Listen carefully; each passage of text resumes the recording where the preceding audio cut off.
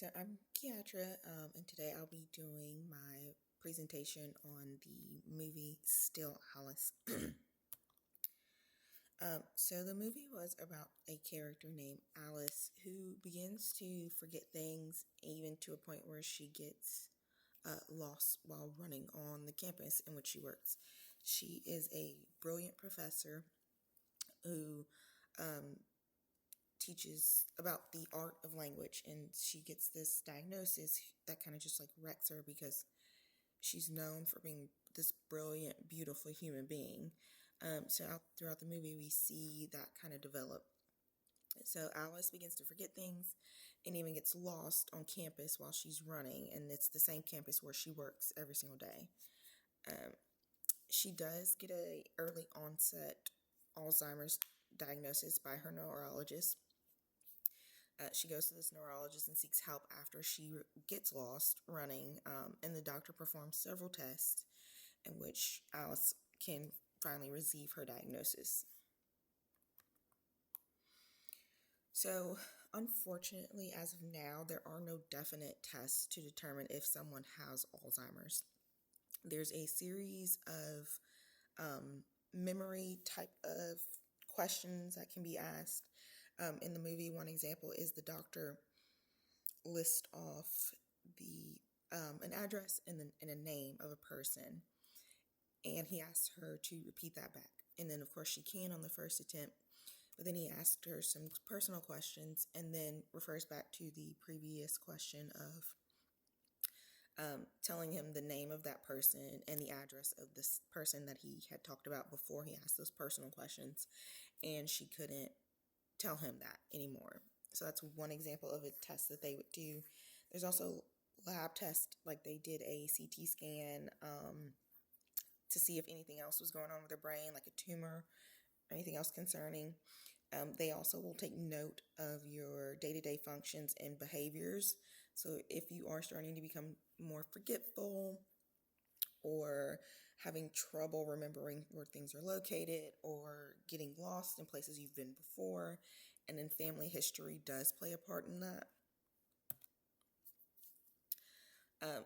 Again, so for this character specifically, it is hard to answer the question of does she meet the criteria for a diagnosis, because there is no real definite criteria for an Alzheimer's or dementia diagnosis, which I did realize as I was reading through things.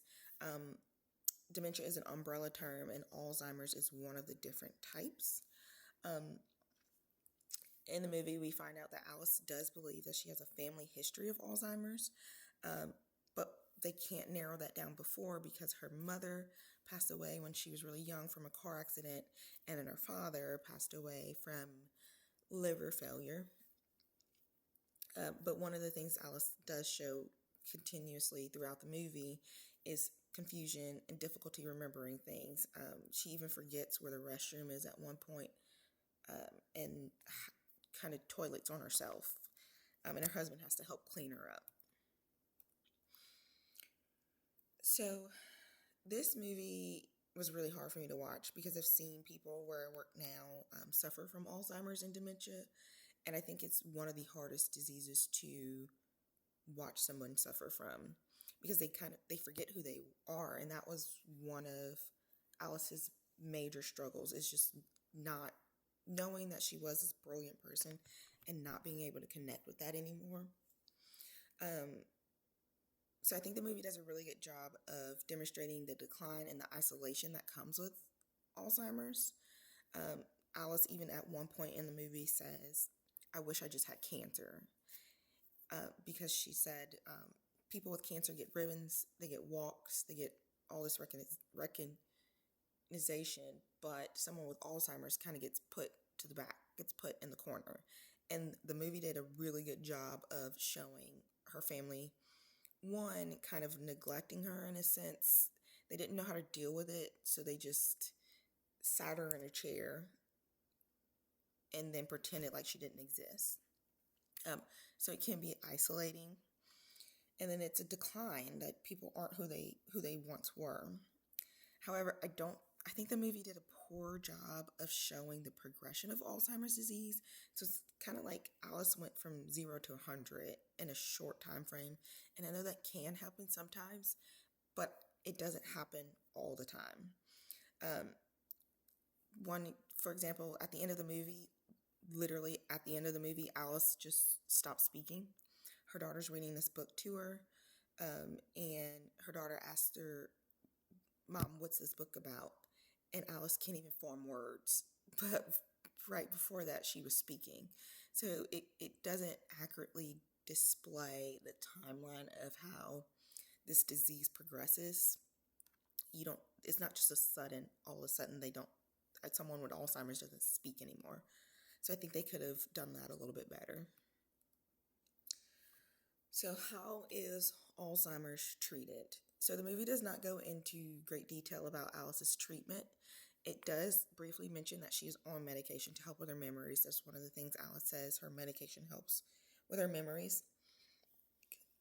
One of the things, according to the National Institute on Aging, it talks about a lot of different prescription medications that can help slow the progression of diseases, slow the limitations in functional mobility, mental ability, and emotional well-being.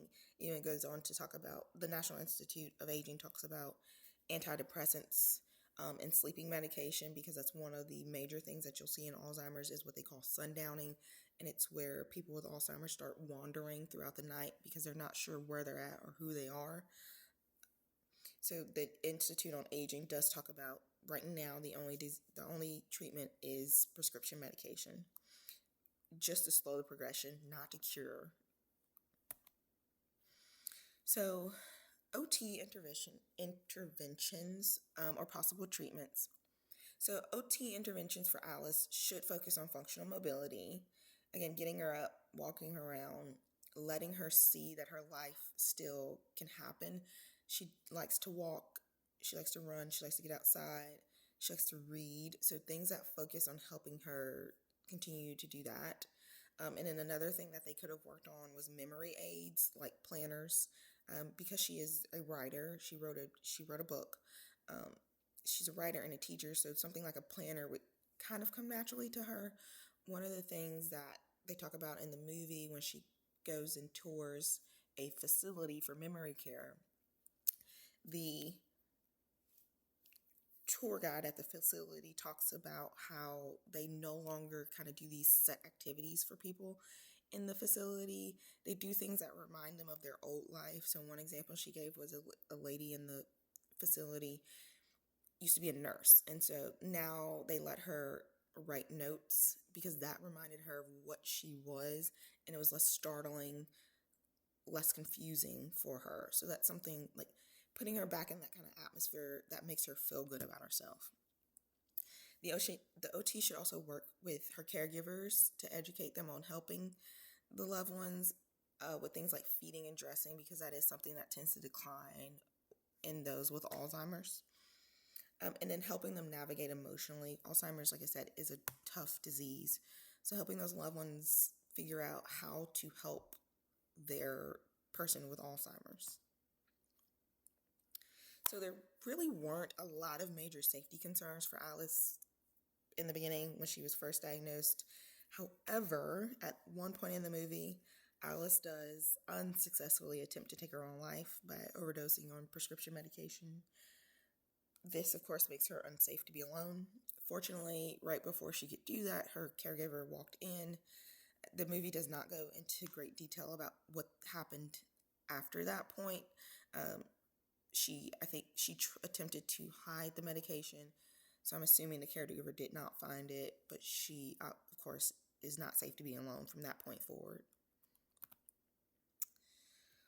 So doctors and therapists, the movie really she does not see a therapist. She does not see a mental health professional. She does go to see a neurologist who talks with her and kind of advises her in how to deal with Alzheimer's. He lets her know about how it could affect her children and her children's children. The doctor believes Alice even before her husband does, so he was a great support system for her. As far as interactions with the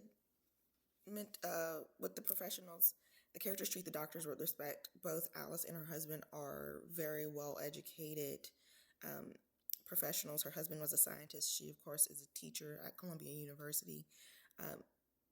So they treated that doctor with respect. They understood what he was saying and they accepted it. However, the doctor does not play a huge role in the movie. So the neurologist was actually very helpful. He sees Alice is struggling and he's very supportive. He supports her and helps her find a diagnosis. He even shows up for a conference that Alice goes to where she speaks on Alzheimer's disease. The other professional that Alice spoke with was the facility director that I mentioned before, who gave that tour and kind of offered support for Alice and gave her some answers to some of the questions that she had. And so there are no real depictions of mental health professionals in this movie, unfortunately. I do like to think that Alice was suffering with some sort of depression also, so I think that she maybe should have seen someone, especially with her feeling so isolated and with her family not really being a good support system for her. And then, of course, this is my reference page.